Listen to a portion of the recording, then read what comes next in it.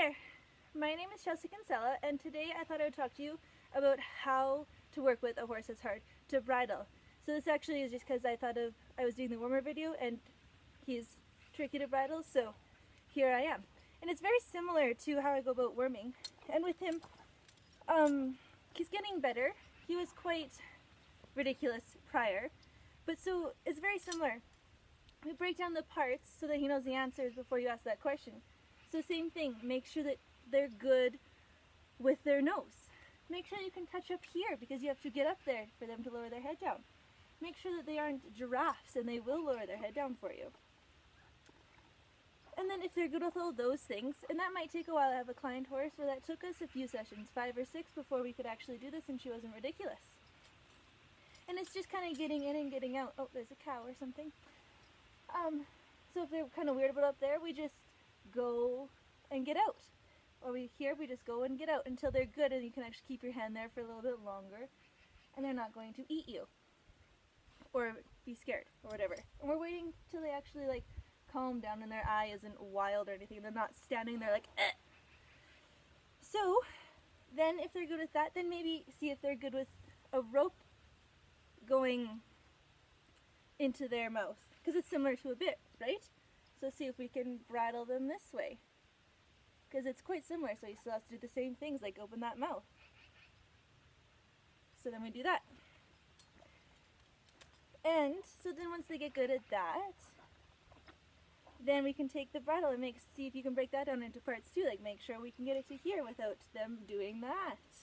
So if we can't do that to get to that part, then we'll just stay there. And like I said, get out and get in without us being ridiculous until we just stay, which is not yet. See, so we're just going to do that until he doesn't do his thing. And he might do it for quite a while because he's fairly ingrained in this habit, because I've been less than a stellar owner and I haven't really taken the time to fix it, which one should, because this takes a lot longer than just fixing it originally. So we're just going to keep it there until he stands there. Good boy. I know. He's quite lucky today. He's going to go out and check the cows here. So he's going to have to be bridled. So I obviously take the halter off too, but since I'm just going to show you this part. So we're going to do that. So this is a good example. So then if he's standing there, so we'll say that this time he stands a little better, and he does-ish. So now he's going to be weird about the actual bit. So then we just get it to where he can hold it like that, and then I take it away. And I do prefer being in a spot where everyone can work, because his head doesn't have to be on the ground. And we get it there until he holds it still, right? And then once he's holding this still, and I'm accelerating this, I wouldn't be this fast if not for the sake of the video, because analytics show that people like quick fixes within 5 minutes or so, or the explanation. So then we get it to a point where he's okay with it like here. And you slip your thumb into his mouth and go, can you maybe open? And he goes, sure thing. We just have to have a small bout of hysteria first. And I always put their ears forward. Anyway, so that's how I go about bridling a horse that's hard to bridle. So I do also, my grandmother has a horse that like goes backwards at 1,000,000 miles an hour. So how I would deal with that, with him I was a little sneaky when I was younger, and I would just take the bridle out to catch him versus the halter, because he didn't really seem to know the difference. And he was fine. But now how I would fix that would be very similar.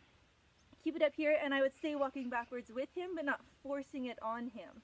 I would just keep it here. When he gets weird, maybe about the bridle being here, and starts going backwards 1,000,000 miles an hour, go backwards 1,000,000 miles an hour with him until he stops. And then repeat that. And since that horse is like working on 30, it could take a few days.